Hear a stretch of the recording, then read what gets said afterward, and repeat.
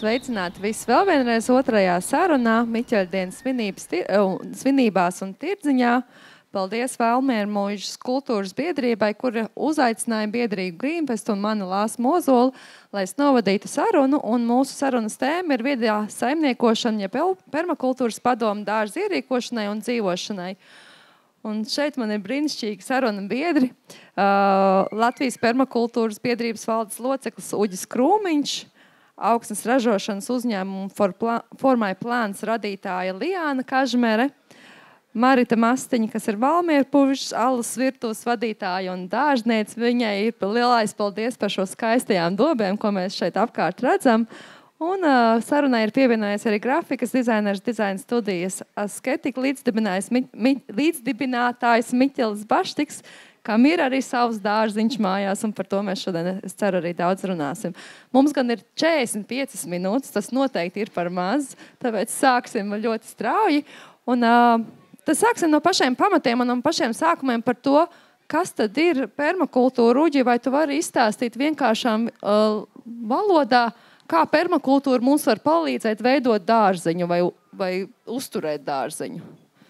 Tā sakot, varbūt tā pirmā sapratne vai dzirdēšana ir pat tāda, kas arī man bija permakultūra, tad slinkā lauksaimniecība vai slinkā dārzkopība ideja, jo mazāk tu kaut ko darīs, bet viss augs un būs tikpat labi. Un tas bija iemesls, kāpēc es saskāros ar permakultūru kā tā jēdzienu, un tad jau vairāk iedziļinoties izrādās, ka tas nav tikai par dārzkopību, ne tikai par lauksaimniecību, bet tas ir arī par veidu, kā mēs dzīvojam, kā mēs sadarbojamies ar citiem, kā mēs rūpējamies par dabu, kā mēs rūpējamies par cilvēkiem. Es domāju, priekš Latvijā dzīvojušiem, kas vēl atcerās tos laikus, kad bērnībā brauc un pavadīja vasaras laukos, kur bija gotiņa, suņi, kaķi, kazas, aitas, cūkas un vispārējais, un kurinājumu krāsas malku, un dzīvoja tādā, es teiktu tā, saskaņā ar dabu varētu pat teikt, ja. Un bija vēl māja skatījās, ka kuro jau 100. gadu viņas stāv, nekāda vaina un tā tālāk, tikai nedaudz pielāp jumta, lai ūdens netek iekšā. Tāda pēc būtības permakultūra ir, kā sakot, no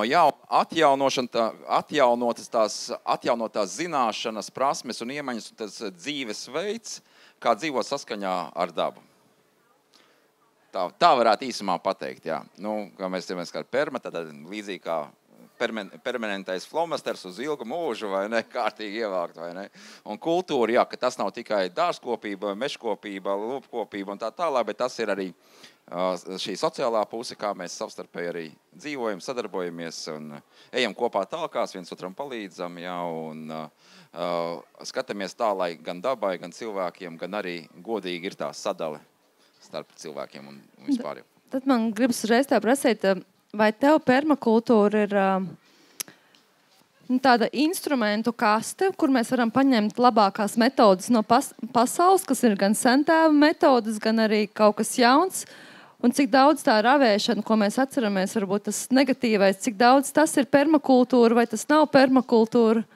Kā tu to, jo daudziem ir aizspriedumi, tu esi aptuveni saproti, uz kurienes tevi vedinu. Jā, tad man tas ir tāds jauns, neizzināts, daudziem eksperimentiem piepildāms jo tur tā viena nianse. Katrā vietā var būt cita metode, cits veids, kādam varbūt ir smilšains zeme, kādam var ļoti lieta vējš, kādam ir blakus varbūt autostrāde, kādam ir tuvu mājas, kādam vēl kaut kas un tā tālāk. Katrai vietai ir savas īpatnības un katrā vietā, teiksim tā, ja bieži sākumā nāk, iedodiet man metodi, formulu, kā man te dzīvot, un viss būs ļoti labi, tas saka, stop, no sākuma apskaties, saproti, izjūti, ja?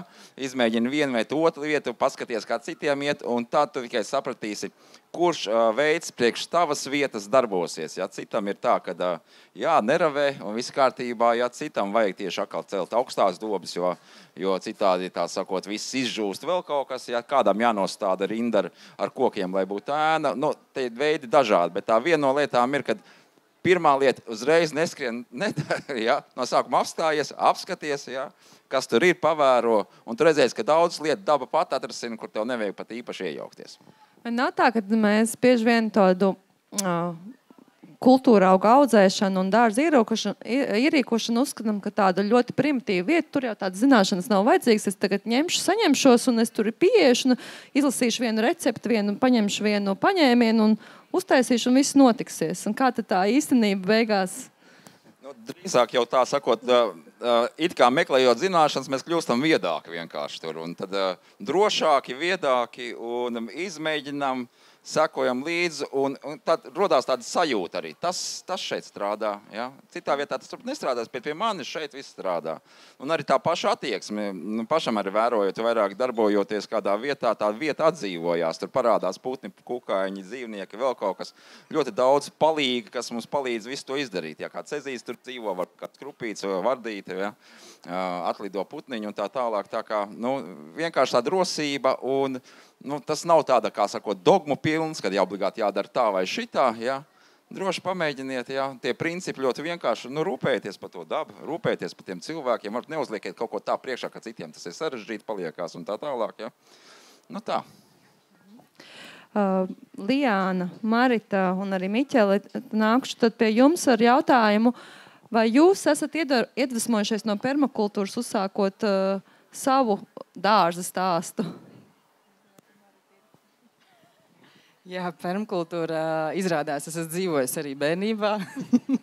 Arī ir bijuši daļa garās. no permakultūras ir arī mūsu latviešu sentā metodas. Jā, tā ir atgriešanās, kad bija tā gotiņa, kad bija tās vistiņas un dzīvojot laukos un saskaroties ar permakultūru, kur mēs arī 2015. gadā aizbraucu uz Rīgu uz vienu lekciju un atbraucot mājās arī smēlos iedvesmu un zināšanas tajā brīdī.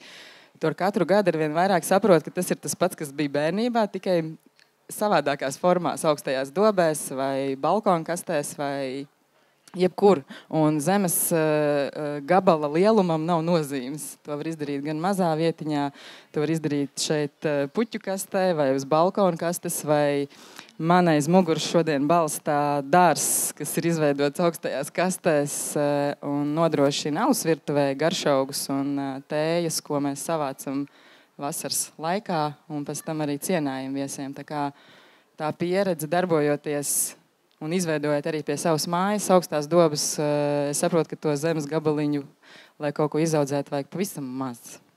Un tā, ka nebūs nekas jādara, tā nebūs. būs gan jāpravē, būs gan jāsīs, gan jāgalotņo, gan viss kaut kas būs jādara. Un nekas, man liekas, kur nekas nav jādara, es nezinu, permakultūrā. Raša ir jānovāc, jā. Miķa.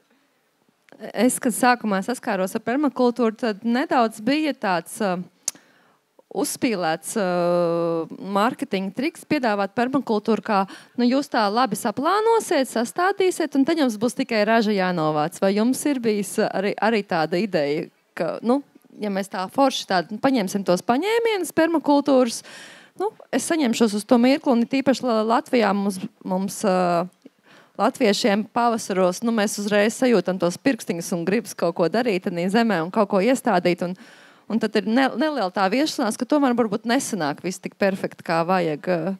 Miķeli, vai ir bijis tāda? Man liekas, ka perfekti jau nekad nesanāk. Es domāju, droši vien dārs vispār nav par to, lai būtu perfekti. Tas ir varbūt kaut ko, nezinu, skaistie dārzi vai kaut kas cits, bet tad, kad tu audzē tos visus tās ēdamās lietas, viņas jau nekad nav perfekts, un arī par to droši vien nav tas stāsts. Bet es domāju, tur tāds labs līdzsvars starp to, ka tā ir tā slinkā metode, bet arī tu jau dari to tādēļ, ka tev kaut kas tanī patīk. Un tu jau tur gribi aiziet un padarboties, un tad vienkārši katram jāatrod tas līdzsvars starp to, kur tu atrod to savu, nezinu, līdzsvaru, kur tu gribi un cik daudz tu gribi tajā visā ielikties, nevis, ka tas tevi izkalpina. Vai tu uzsāki nodarboties ar dārzkopību, vai tu uzsāki savu dārziņu iedvesmoties no permakultūras, vai tas nāca pēc tam, kā tev bija? Es droši vien kaut kādā netiešā veidā, es to terminu uzzināju tikai pēc tam vēlāk, ka tas saucās tā. Bet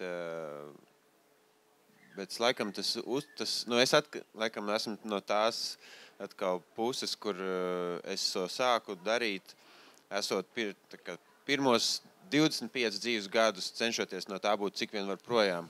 Un tā kā cenšoties pēc iespējas mazāk vasarās, kad tev aizsūt uz laukiem. Lūgta terapijas grupā, ja? Un tad kaut kādā veidā vienkārši atkal atgriezties un nepazaudēt to saikni, lai saprastu, nezinu, kā veidojās tas kartupelis vai, nezinu, jebkura lieta, kur kā mums liekas pašsaprotam, tas gala rezultāts, bet kā nonākt līdz tam, nezinu, frī kartupelim, ja, ka tas ceļš īstenībā, lai tu nepazaudē pats un lai tu vari izstāstīt bērniem. Un mana paudze ir tā, kur, ja tu nedzīvo laukos, tad tu dzīvo pilsētā, tad tu esi pazaudējis to. Mūsu vecāki to varbūt visi zināja, viņiem liekas pašsaprotam. Mūsu bērniem, ja to viņiem neparādīs, tad viņi to nezinās. Un ja viņi uzaug pie tā, ka viņš var iet un to burkānu izraut, tad viņš saprot, kā tas rodās. Ja nē, tad viņš redz, varbūt veikalā vienkārši viņu sagriezt jau. Un tas ir tas skaistums, vienkārši saprast to procesu, kā kaut kas rodās. Cik liels tev ir dārziņš? Man ļoti maziņš, jo man tagad šajos gados sadzima bērnu dārziņš. Un tad, attiecīgi, tas laiks ir pavisam maz, un tas fokus, kas ir mums, ir vienkārši salikt pavasarī tās lietas, kuras bērni var tagad pieiet un vienkārši noraut, un principā, nezinu, viņi, startēdz tur kukurūzi, ja, kad viņi norauja katrs kukurūzu svālīt, apēda, viņi pat nevārītu, viņam principā uz pāris stundām mēs vairs negribās, vai viņš izrauja tos burkānus, vai jebko, ko viņš var pienākt, izņemt no dobas un uzreiz apēsts, un tas ir tas, uz ko mums ir fokus, mums nav tur daudz, tas ir pāris kastes, pāris dobas, un tas arī viss. Jā, Liāna. Papildināt šo savus stāstus, ja tu jautā, vai es iedvesmojos no permakultūras, tad principā es iedvesmojos no Maritas, kura bija izveidojusi savu veidu permakultūras dārzu jau savās mājās un ciemojoties tur. Un tas mans stāsts atpakaļ arī asociējas ar bērnību laukos, ar garām kartupeļu vagām, ar daudz dienu ravēšanu. Un, ja bija kāds periods, kad es no tā izvairījos, tad kādā brīdī es sāku prasīties laukos, vai jums nevajag kādu vagu izravēt. Un pat bija viens periods, kurā mēs ar vīru ierīkojām tur 3 vagas, piemēram, sīpoliem, ķipokiem. Un tad es sapratu, ka īstenībā stāsts vispār nav par to ražu, ko es vēlos no šī dārza iegūt no šīm vagām. Un īstenībā mums pat pirmos gadus tie sīpoli sapelēja, jo mēs pilsētā nevarējām viņus uzglabāt. Un es sapratu, ka man ir ārkārtīgi, man prasās pēc tā procesa, man prasās pēc tās pirkstu ielikšanas tajās vagās. Un ja mūsu bērni redz šo kartupeļu talkas pavasarī, rudenī, viņiem ir skaidrs, kur tas notiek, bet man to ļoti gribējās atnest arī uz mūsu pilsētas mājām, kas ir dzīvoklis. Bet dzīvoklis ar balkonu. Un tad sāk šis stāsts kopējais ar Maritu, kad viņi saka, bet mēs tev visu varam izdarīt, uztaisīsim. Un tad tapa projekts mūsu ģimenēm kopējs, kur mēs būvējām koka kastes, apbūvējām balkonu. Un mums būtu jāveic statistika, cik mēs ievācam tomātus pa vasaru, cik zemenes tiek noplūktas. Un tāpēc šeit stāsts vispār nav par ražu, bet par to, ka mums ir tā vēl viena telpa vasarā, kur mēs visi kaut kādā brīdī dzīvojam. Vai mēs ejam, personīgi es ceļos, agrāk eju tur pavingrot. Un man ir dārzs apkārt. Es pat neredzu apkārtējās mājas. Es esmu pilnīgā savā tādā pilsētas oāzē. Bērni tur iet, skatās, aplaista. Viņiem ir kaut kādas jaunas rūpes. Ja mums nav pilsētā mājdzīvnieks, bet viņi rūpējas par šiem augiem. Iet, kurš pirmais dabūs to vienu zemeni, kas beidzot ir nogatavojusies, vai palasīt grāmatu. Un tā ir vesela tāda... kā tu to saki, tā ir terapija savu veidu, arī vakaros pēc garas darba dienas es vienkārši mēdzu iet izraustīt nezālītes, kuras tur nav, un lapiņas, kuras ir dažas, bet man tas iedod tādu mieru, tas ir mans atelpas brīdis, un tas ir tas, kāpēc es daudziem saku, ka mēs nevaram aizbēgt no sevis, mēs esam latvieši, kuri ir dzīvojuši pie dabas, mūsu senči ir tur audzējuši, mums katram to apmierināt šo vēlmi kaut kur ar pirkstiem padarboties pa zemi, mums viņa ir mūsos iekšā, un tāpēc jo īpaši ir jūtams, kad ir šī 30 gadnieku plus paudze, kuri meklē šo piesaisti, bet ne katrs nopirks māju laukos, bet ir tā daļiņa, ko atnest uz pilsētu un darboties pilsētā. Marita, kas tev ir? Ko tu esi attīstījis mājās un ko tu esi izveidojis šeit Valmiermuižā? Mājās, tā kā dzīvojam savās mājās 7. gads, un arī nāku no lauku puses, no Rujens puses, kur bija garās vagas. Un tad es sapratu, man vajag tā kā runāt ar kaimiņu, rakt tā kā vagas un tagad stādīt. Tātad ģimeni mēs augsim lielāk, paliksim arī bērndārs lielāks. Un tad man rokā nonāca arī grāmata arī par permakultūru un arī dažādas lekcijas tajā brīdī sāka pēkšņi kā dīksti parādīties. Un arī viņas apmeklēju un arī darbojoties šeit paralēli arī Valmiermuižā. Es sapratu, ka es tepat varu gan šeit, gan arī mājās visu to vasaras posmu, kas ir. Es varu maurlociņu izaudzēt turpat blakus, salātus, dažādus gurķus. Protams, ar katru gadu ar vien saproti pēc dažādu zināšanu papildināšanas vai sarunāšanos tirgu ar stādu tirgotājiem vai viedām sievām, vai pieņemsim satiekoties ar Ievu Zemīti viņas muižā, vai satiekoties atkal kaut kur dažādās vietās, tu papildini šīs zināšanas, papildini pieredzi darbojoties. Arī šeit terasē noteikti tādam pedantam dārzniekam izskatītos, kas tad tāds ir, bet es tieši apzināti lieku, lai tādās namiņos būtu, pieņemsim, piparmēts, tādas smaržīgākas lietas, vai var noplūkt bērns zemeni, var noplūkt bērns vai pieaugušais tomātu, un arī atstāja nedaudz to dabu, to parastu zāli, parastu pelešķi, tātad visu, lai nav tikai tie kultūras augi, kas ir jau selekcionēti un skaisti zied, arī tādi ir nedaudz, bet arī domājot, lai ir kāda lavanda vai kas, kur tai bitei tomēr pielidot pie galda tuvāk.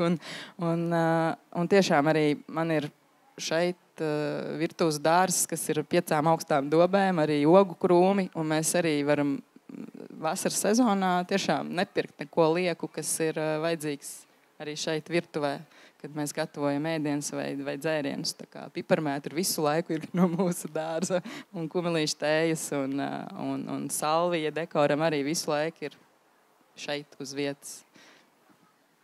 Uģi, kāds tev mājās dārziņš ir? Man jāsaimnieko pa 2 teritorijām. Vienā, kur tāda trakna zeme laukos, un otri, kur ir smilšaina. Un katrai pilnīgi atšķirīgas lietas, ko var darīt. Ja. Smilšainā es teiktu, pirms uztaisīju augsto dobi, un tik tiešām neko neravēju. Samet sāks, domāju, nākošā gadā es zemenītes uzstādīju tā, lai nebūtu jātiec muguru, varētu tā viegli paņemt, tā tālāk, tu vienkārši jāiekustina zemīti, iemet sēklas, un tur tagad, tā sakot, patesoni visi pārņēmuši. Tāda kaudze pāri, kad ne zālēm, ne arī citām kultūrām, ko es tur iesēju, viens baltais radījis paspēja nedaudz izaugt, vai ne, pāri jau patesons pārņēma, vai ne. Un tad sapratu, šī vietā augstā doba ļoti labi strādāja, un tas viens no permakultūras principiem, kas man ļoti patīk, ir neradīt atkritumus. Ja? Es pat viņu nedaudz pārtulkoju citādāk. Izmanto to, kas ir. Man bija kaut kāda malkas bluķīša, kas, kā sakot, viņas varētu, protams, bet man būtu īpaši jāpiestrādā, lai viņas varētu pārvērst par kurināmo. Kāds bija kaut kā satrupējis, un ļoti labi samatīšu apakšā, tur būs uzkrāsies ūdens un visādas tādas lietas. Tā kā tā ir tādas, un attiecībā vai ir tāds vispār viena formula, un kā tās zināšanas mācības nonākt, īstenībā tas ir tā, ka vienā vietā pamēģini, pastāstat, vai tas ir festivālā aizbraucot ciemos, apskatot citas saimniecības, ja? Pastāst, šitā te es darīju. Pamēģini. Aizrādās pie maniem, tas nestrādā tādā vietā. Ok, citā vietā pamēģini un tālāk, ja? Tā ir tāda viena lieta, kad, rakstīt daudz grāmatu, skatīties, kā tur, Andu kalnos, tur, Latgalē vai Rīgas centrā taisa, ja, un tikpat labi tas viena metode pie tiem strādās, a cita nestrādās, ja. Un tavu metodu pēkšņi arī būs. Un pat domāju, ka arī bija pie pārstrādes tā stenda un runāja par tēmu, kad 1. janvārī tā bioloģiskā atkrituma savākšana vispārējais, un kāds jautā, tur mirdēs vēl kaut kas konteineris un vispārējais. Bet, piemēram, permakultūra ir tāda laba lieta kā slēgdobas, vai ne, kur ir viss ēdienu atkritumus, tu iemet tur tā pa vidu iekšā, tur tas viss labums aiziet tālāk, un tev tur garš aug, vēl kaut kas aug un tā tālāk, un, kāpēc gan ne, ja, tu pēc būtības man visu līdz pēdējām, ja, un atdod atpakaļ dabai. Vai tā pati ravēšana, kāda bija, es atceros, vēl bija lotos, vai ne, un tā tālāk brauc, pa to vagu, kur ir atsevišķās bietas, un tad tur jākaplē cieta zeme un tā tālāk. Teikt, uzmulčē, un tā nezālī tik viegli iznāk ārā. Un arī nevienmēr viņa nezāli. Tāpat balanda pavasarī ļoti labs, tā sakot, gan priekš pesta un tā tālāk apēdams, vai ne? Jā. Tā kā, viņi vienkārši šī brīdī mēs negribam to ēst, un to mēs nosaucam tajā brīdī pa nezāli, vai ne? Jā, kuras tad jūsuprāt ir tās metodas, kuras jūs esat paņēmuši no permakultūras un kas jums ir strādājis un ko jūs ieteikt tiem, kam vēl nav dārziņš? Liāna? Es domāju, ka šeit es varu paturpināt tieši to pieredzi, ko es esmu redzējis ar mūsu klientiem, kuri domā, ka augstā doba tas ir kaut kas ārkārtīgi sarežģīts un tur ir vajadzīga, ko es tur likšu iekšā, man tagad kaut kur melnzemi jāmeklē vai kā es uzpildīšu to visu. Un tad, kad mēs sākam par to runāt un stāstīt, ka patiesībā tu apstaigā savu dārzu, apzāģē vecās ābelīšu zarus, varbūt kādi bluķi, nopļautā zāle, ka tas patiesībā ir brīnišķīgs sastāvs, ar ko pildīt. Un tā auglīgā virskārta ir nepieciešama tikai 15-20 centimetri mazam jaunstādiņam, un nevienmēr pat būs tādi un būs ēklas, kuram pat tās slānītes nav nepieciešams. Līdz ar to patiesībā tā augstā doba, ja tā gudri apskatās apkārt, tas, ko jūs jau teicāt, vienkārši pavērot, kas ir tavā saimniecībā, vai tas ir pagalms, vai tas ir kopīpašums ar kaimiņiem, kas ir tas nosacīt liekais no dabas, kas patiesībā var būt ļoti labs un vērtīgs pamats jau tālāk priekš audzēšanas. Un to arī mēs esam stāstījuši par šīm kārtām, kā to salikt, kā sastādīt. Un es teiktu, 90% ir tikai viena tāda atbilde, kur es biju ātrāk. Tas taču ir tik vienkārši, man nekas nav jādara. Protams, tas nav tā, ka nekas nav jādara, bet salīdzinoši to tiešām var saukt par tādu slinko saimniekošanu, kad nevis tu kalpo dārzam, bet dārzs kalpo tev, un tu pavadi tajā tik laiku, cik tu vēlies, izdari šīs iestrādes, un tad tas dārziņš jau veidojas uz tādas kā lēnas pārstrādes komposta kaudzes. Jā, jo augsto dobu priekšrocība noteikti ir tā, ka tur ir mitrums labāk saglabājās un nav jāravē starprindas. Tas arī ir, vai ne? Jā, ļoti svarīgi. Un visu platību var izmantot saviem kultūraugiem, un tur nebūs. Un uz dārzu var iet kaut augstpēču kurpēs.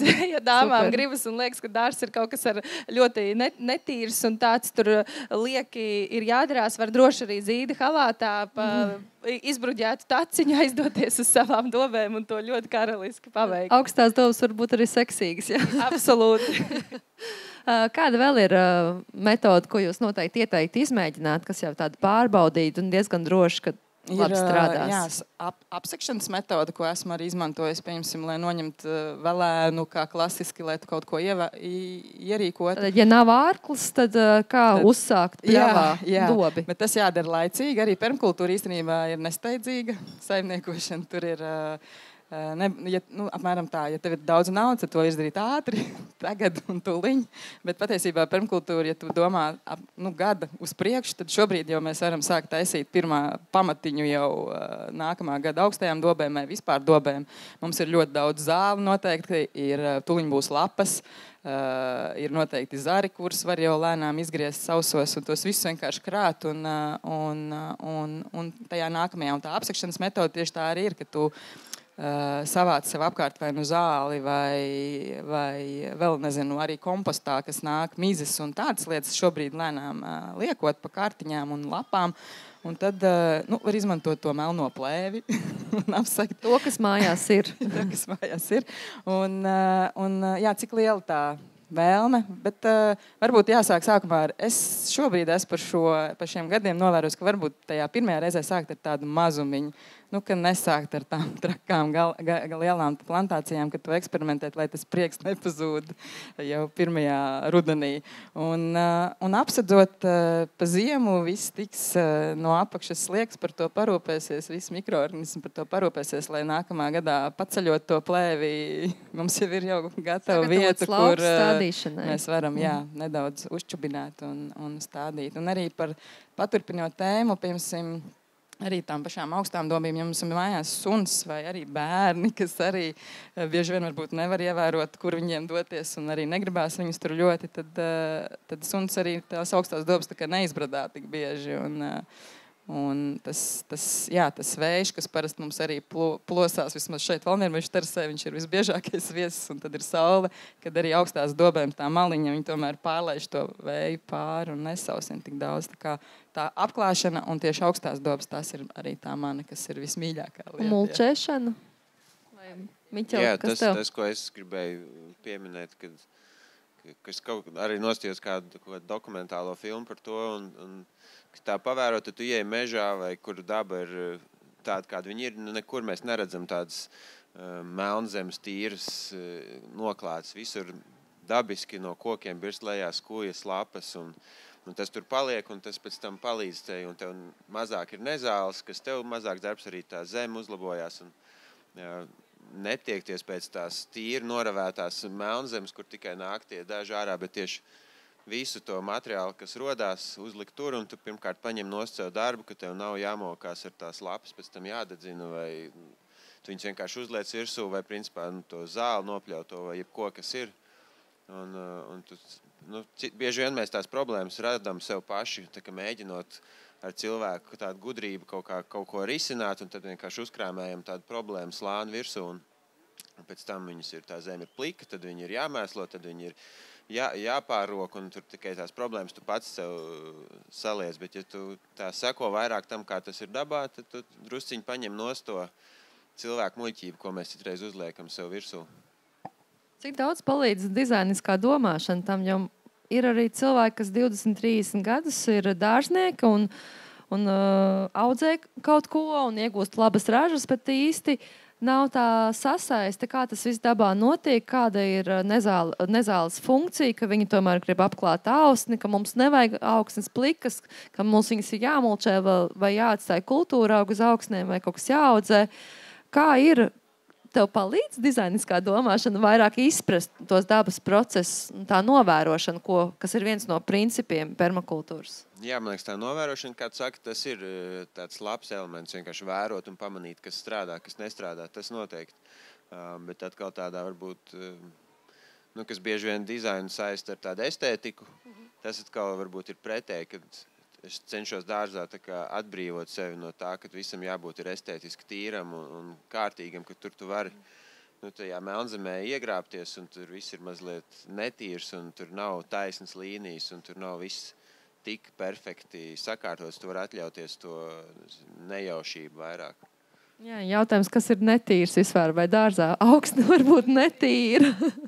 Jā, tā, tas, ka tu vari, protams, tu vari uzvilkt cimdus un iznākt tīrām rokām, bet tieši izbaudīt to, ka tu vari paņemt un sasmērēt rokas, un tev ir smilšains, un pēc tam, un tas viss ir, tu tā, digitālā laikmetā spēt tā sazemēties burtiski, ir, man liekas, ļoti vērtīgi to kontrastu izjust. Vai ir kaut kas vēl, ko tu izmanto no permakultūras savā dārziņā, nezinu, piemēram, savākt ūdeni? Vai Uģi, tev ir kādas sistēmas savākt ūdeni, kas īpaši šobrīd sāk palikt aktuāls, ka mums paliek arvien sausākas tās vasaras, vai līst tad, kad negribētos, lai līt? Tas vienmēr ir izaicinājums, tas ūdens. Tad, kad viņš ir, viņš liekas, ka pa daudz, un tad, kad nav, tad atkal trūks, kā viņu piegādāt, bet, kā viens no risinājumiem ir šie koks, ja, kas ir gan iestādīts koks, kas mums dod gan ēnu. Ja kāds varbūt audzē, piemēram, mērkšķogas vai jāņogas vai vēl kaut ko, un klajā laukā it kā liekas būs daudz saule un tā tālāk, paskatās, tur tās ražas nav, izdeg un tā tālāk, nostāda kaut kur blakus, kur dienā vismaz kāda daļa ir ēnains un tās krūmi uzreiz ir kupli, ogas lielas, sulīgas un viss pārējais, ja. Tas ir viens veids. Plus vēl koks kā tāds, viņš arī to, ja es varu redzēt, ir sauss, ja, un uzstājas izcirtumu, un pēc skatās ļoti daudz ir ūdens tādā vietā. Tas koks darbojas ar tāds ūdens tornis, viņš uzsūc un tur to ūdeni, kas tur apkārtnē ir. Un tā, ka viņi vairs nav, tad tas ūdens paliekās uz zemes. Un tā ir vēl viena funkcija, ja, kur uzkrāt ūdens, lai tajā teritorijā, lai tas koks rūpējās. Varbūt tegli ne tik daudz, bet arī, jā. To pašu koku mēs izmantojam, ka mēs noliekam viņu, tā sakot, zemē, jā, viņš tur sasūksies, rudenī noliek, jā, lieti salīs, sniegs sakrīt, vai ne, viņš sasūsies, pavasarī uzklāja virsū to kārtu, ko tev vajag, vai ne, vai ir malā, vai tāpat vienkārši, vai ierakts zemē, tas koks ir nedaudz, jā, un tev ir augam saknē, kur aiziet. Protams, ir tīri tehniskā var savākt ūdeni, ja to pašu konteineru nopērka, ja noliek zem tās renšteles, vai ne, lai tā sakot netek ārā prom kanalizācijā, bet tev ir ūdens mucās vai konteinerā vēl kaut tam līdzīgi. Vienkārši apklāt tā, lai viņš uzreiz nesasils un nesakars un nesāk zaļot, vai ne. Pats es tagad gatavojos arī tādu vienu projektu, es dabūju lielo maisu, kas saucās tie flex, ko liek konteineros iekšā, 24 kubi ūdens, jā. Redzēs, tad tikai jautājums ir par ziemu, jā, kā lai viņš nesasals, lai nesaplēša vai kaut kā tam līdzīgi, jā. Tev atkal tāda pats skaida var noderēt vai kā izolācijas materiāls. Tad jāskatās vienkārši, kas tev ir arī par rokai, kur to ūdeni uzglabāt, jā. Tā kā ēna, koks, trauki, šobrīd ir zināmie dīķi, jā, izrakt, uzkrāt jau kaut ko tam līdzīgi, jā. Jā. Liana, Marita, jūs laistat savus dāržus? Es laistu, tāpēc, ka man ir balkondārs un kādā brīdī man ir jālaista. Bet tur ir tāda dilema. Pirmajā gadā es gandrīz nemaz nelaistīju, jo pietika ar lietus ūdeni, kas tā kā nāca slīp iekšā balkonā. Līdz vienai reizei, kad bija ļoti stiprs lietus, un tad puse tā kā no tās augsnes bija izsitusies pa visu balkonu, tā kā ārā no turienes. Un tad mums radās jauns projekts, kur mēs izveidojam tādu jumtiņu, un tāpēc man tagad ir jālaist tās dovas, bet tas ir kompromiss starp to, ka es saprotu, manā balkonā ir tā. Ja nāk iekšā lietus, tad balkons ir netīrs ar augsni. Es tieši gribēju prasīt par tām kļūdām, un tu jau sāki viņām pieskārties. Bet jā, sākumā Marita varbūt izstāsta par to laistīšanu. Cik daudz tu laisti, vai tu domā par stratēģijām, kā samazināt laistīšanu? Jā, tā ir tāpat mulčēšana, un tas pats koks apakšā salikts, un noteikti visas slīpās virsmas, kur vien var. Es esmu redzējis arī bildēs, un tas ir, cik tu vari atļauties un to izmantot sakrātajos traukos. Tad, kad ir tā ūdens par daudz, viņi arī censties likt. Un tad arī skatoties tādās senās muižās vai dārzos, kā ir veidota apūdeņošanas sistēma jau cik gadsimts atpakaļ, kad dārzi vienmēr bija aplaistīti un kā slīpumos tas viss ir noticis. Un arī tas ūdens jau tomēr tur tajā apritē arī veidojās ap to mūsu dārzu, arī kā mēs esam iekārtojuši to pašu arī, ko minēja, kad kur ir koks, kur ir lielais koks, kurā dienā vai lielā saules pusē ir kāds lielais koks, kas mazliet noēno tajā. Tad līdz ar to arī to mazāk to ūdeni vajag. Bet jā, tā klasiski ir mulčēšana un tā pats sākums, kad ir vislielākais darbs jāiegulda, tad arī salikt pa kārtiņām tādā lazaņā. Jā. Ar ko tu mulčē? Arī, kas ir zāle, vasaras sākumā, kad ir nopļauta zāle, tad uz otru pusi jau es viņam nedaudz pakaltēju. Ja ir, pieņemsim, ziedu dobes, tur gan es izmantoju arī, kad ir no apkārtnes sev kārkli vai kas ir, tad man ir mājās koku grauzais, kur es pats attaisu mulču un tādu izmantoju, jo, piemēram, arī vest kaut kur no kaut kurienes izņemot, protams, veikalā, es arī varu nopirkt lielisku mulču, bet es arī domāju, kā savā apkārtnē savākt to, ko es varu izmantot uz vietas. Arī šeit Valmiermuižā arī mulča, kas ir, pieņemsim, siltumnīcās noklāt, mēs arī pasaucām ar zirgu staļu saimnieci Rufinu lielo grauzēju. Un tad, kad viņai vajadzēja iztīrīt pļavu, lai atbrīvotu, kur zirgiem ganīties, tad mēs sataisījām lielu čupu ar mulču, kur mēs tagad varam izmantot. Un gan viņa savā zirgu stallī un es šeit virtuves dārzā. Tas ir tāds viens no. Man gribētos teikt, ka permakultūrā, man liekas, tie, kas sāk praktizēt, ir tā, ka viņi sāk apkārtnē redzēt ļoti daudz vērtīgu lietu un nekas nav atkrитums, visur var izmantot. Protams, ja mēs nerunājam par kaut kādām īpaši toksiskām vielām, bet par dabas lietām, par šķeldu vai koku vai lapas vai sienas, pēkšņi tu sāc domāt par to, kā to visu dabūt uz dārzu vai uz to vietu, kur tev ir nepieciešama. Bet, Miķel, vai tev ir kāda īpaša stratēģija, kā tu mazāk laisti dārzu? Kad tu samulčē, tad principā man sanāk laikam tajā vasaras pirmajā daļā, bet tagad es godīgi skot neatceros, kad es pēdējo reizi būtu laistījis kāds, kad bija pats jūnijas sākums, bet tagad, man liekas, jūlijā, augustā es neesmu laistītāji baigi tās slēdes iekšā, un tur tiešām tu paņem tās lapas nost, un tur viss kārtībā ir. Uģi, varbūt tu darbojies Latvijas permakultūras biedrībā. Pastāsti, kas ir tie pasākumi, kur var satikties, kur var uzzināt par praktizētājiem, jo droši vien daudz labāk ir forši, ka var apstīties YouTube, bet varbūt vēl foršāk ir satikt kādu un pajautāt personisko pieredzi vai aizbraukt. Kādas iespējas varētu būt darbojoties permakultūras biedrībā, vai kādas iespējas jūs piedāvājat arī tiem, kas nedarbojas permakultūras biedrībā, bet grib par šīm metodēm uzzināt? Nu, pirmām kārtām tas ir iespēja apskatīt, kā tad tie, kas praktizē permakultūru, reāli dzīvo, ko viņi dara, un tas ir festivāli. Katru gadu mēs veidojam tādus festivālus, un šogad lielais festivāls bija Rogovka, un arī pa puķiem un tā tālāk. Tur bija tādas skaistas puķu, tās upes, ja, pilnīgi izveidotas saimnieces, ja, tādas, nu, skaistas, es pat gāju un priecājos, apmēram jūtu kā peldi, vai ne?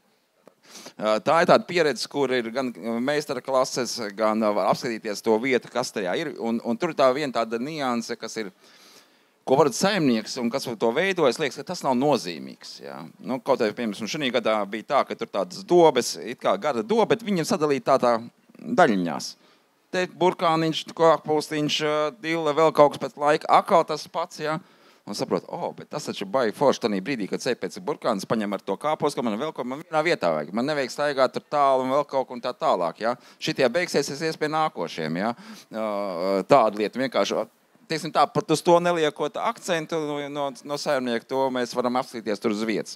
Un šogad bija vairākās vietās mēs cenšamies, lai būtu, un katru gadu būtu citās saimniecībās, tas būtu gan permakultūras biedrības biedriem, gan arī tiem, kas, tā sakot, grib iepazīt, tāda ļoti laba veids, jā. Starpsezonā, kā sakot, tā, kad vairs paliekās vakari ātrāk pienāk tums, vai ne, tad šogad mēs esam iesākuši tādu pasākumu, ka mums ir trešdienas tādas lekcijas un pieredzes dalīšanās pa dažādām permakultūras tēmām, gan metodēm, ko kurš ir darījis, jā, un tā tālāk. Tātad eksperimentējot, izmantojam šo laiku no septembra līdz maijam, kad mums ir permakultūra trešdienās. Tad, protams, ir arī mācību procesi dažādi, vai ne, ka arī permakultūras dizaina kursu var iziet un jā, braukt uz dažādām saimniecībām, un šobrīd, man liekas, ar vien vairāk parādās ar dažādi projekti, ka šie te pieredzes apmaiņas projekti ir, kad brauc uz, šogad mums būs gan pie meža saimniecības sadarbībā ar Zviedrijas meža saimniecības organizāciju, veidojam, jā, kā saimniekot mežā, lai nebūtu šī skailcīrs, lai būtu šī secīgā auga nomaiņa, teiksim, tā koku nomaiņa, kā saimnieko, kad īstenībā tas var būt arī gana ekonomiski izdevīgi. Tad arī attiecīgi gan šī sadarbības par sēklu lolotāju kustībā. Tā kā dažādi pasākumi vienkārši jāseko līdz permakultūra.lv. Vislabākais ir iestāties, tad arī tās ziņas tiek dalītas un samērā dinamiski mums notiekās tā lieta, jo mēs visu laiku domājam kāds jauns veids, ko var izmantot, kā lai tieši būtu šī te savstarpējā sadarbība, jo to piemēru variantu ir ļoti daudz. Šogad, teiksim, sanāca būt tātad 4 no 5 festivāliem, jā, un katrā bija kaut kas jauns, ko paņemt, ko likās, bet kā tad es šo iepriekš nezināju, vai ne? Forši. Varbūt pārējie, Lijāna, Marita, Miķela, varbūt kā jūs dalāties ar to, kas jums ir? Es personīgi dalos ar viens īstenībā, kas man liekas forši, ar ko es dalos vispār ar šo ideju, jo kopš mūsu balkons ir apzaļumots 3 gadus, ar katru gadu ir daudz vairāk kaimiņu, kuriem arī ir apzaļumot balkoni. Tā kā man par to ir liels prieks, ka tas ir tāds kopienas pienesums. Permakultūra lipīga, ja? Jā, viņi ir ļoti lipīgi un viņi tā kā iezīmē vēl blakus māju balkons. Par to tiešām liels prieks, kad cilvēki redz, ka patiesībā tas ir vienkārši un tas izdodās un mēs jau samājamies kaimiņienēm uz rīta pusē iznākot uz balkonu. Tas ir viens. Otrs, ar ko es dalos, vienmēr, tad, kad ir sezonas beigas, es daļai kastes iztukšoju, vai arī nākamās sezonas sākumā, un tad es to visu neizmetu pie dzīvojamās mājas atkritumos, bet tad ir zvans Maritai un viņa, mēs ar tādiem tā kā liekas, kā mēs tur to augsni vienkārši no vienas mājas uz otru, bet viņa pa ceļam paņem, un tas man liekas arī forši, kad viņa to var pēc tam pie savas mājas izlikt, un tad man bija tāds utopisks mērķis uz balkonu izaudzēt krūmelenes stādu, un tad pēc 2. gada es apžēlojos, un tad koks aizbrauc dzīvot tomēr pie Maritas. Kad tas ir, protams, tas savstarpējs arī jau zina cilvēks, kuri kaut ko dara, mēs varam dalīties dalīties šajos padomos. Mums ir kaut kāda tāda vēl viena kopīga lieta. Citi iet runāt par basketbolu, kā tur notiek lietas. Mums ir sava šī saruna. Jā, žēl, ka mums nav laiks, bet es tieši par to gribēju parunāt, par to, ka vai permakultūra ir aktuāla arī, teiksim, kā saruna, ja? vai savējiem ir tāda jauna tēma, kā tā tur iet permakultūrā, ko tu tur labi esi izdarījis? Jā, noteikti tā lokā, tā ir tas brīnišķīgs saruna temats, ar ko sarunāties. Marita, vai šeit Valmieru mūžas dārzi ir atvērti cilvēkiem, vai viņi var nākt apskatīties, pamācīties? Dārzs ir nedaudz aiz atslēgas. Ir Ausdarītavas teritorijā, bet noteikti tad ir jātaisa kāda diena, kur var nākt. Un tuvākais, kas ir pie Rufina zirgstallī, ir iekārtots 3 arī augstās dobas un arī sastādīts ir apkārt. Zinām, ka tur ļoti daudz bērni uzturās ikdienā, un tad viņi ir tie, kas arī rūpējās par šīm augstajām dobēm. Un arī tad, kad mēs viņus veidojām vienā talkas laikā, tad arī tā interese bija ļoti liela. Es, protams, vienmēr dalos, vienmēr iedrošinu. Un arī šeit šodien es redzu, ka ir cilvēki, ar kuriem esam satikušies. Esmu aizbraukusi apskatīties dārzu, esmu devusi kādu padomu, un pēc tam es arī satiekos. Un mēs abi esam laimīgi par to, kas ir piedzīvots un kad ir izdevies, un kur tu biji ātrāk vienmēr. Tā kā vienmēr skatīties, iedvesmoties un dalīties. Miķel, vai te sanāk iedvesmot citus un aplipināt ar šo slimību? Mums patiesībā ar Gardu muti atbalstu pirms pāris gadiem izdevās izdot tādu mazu grāmatiņu, kas saucās Mazā zemes ābets, kas tieši ir ar to domu stāstīt bērniem par to, ko vispār var izaudzēt šeit Latvijā, ka tas nav tikai kartupeļi un gurķi un tomāti, bet kad tās krāsas un garšas, ko bērni var pamēģināt, ir ļoti, ļoti plašas. Un jo ātrāk bērni sapratīs, ko viņš var izaudzēt, kā tas notiek, tad arī tā dzīve viņam būs krāsaināk un interesantāk. Un to grāmatu kaut kur, man liekas, grāmatnīcās vēl var dabūt. Jā, digitāli vairs nav? Ir digitāli pieejams krāsojumās lapas, bet tā grāmatiņa, man liekas, šogad tika atkārtot izdot, un tagad grāmatnīcās viņu atkal var dabūt. Forši. Es saku jums visiem paldies, jo mums ir laiks arī beidzies, jāļauj telpa koncertam. Paldies, Uģi, Lijāna, Marita un Miķeli. Lai tad mums turpinās tie zaļie pirksteņi, un lai mēs visi paliekam zaļāki un zaļāki. Varbūt ir vēl kāds neuzprasīja no skatītājiem, klausītājiem, varbūt ir kāds jautājums, ko vēl var ātri paspēt uzdot. Ja nav, tad droši varat pieiet klāt vēl parunāties neformālajās sarunās, un es tad došu vietu, telpu koncertam.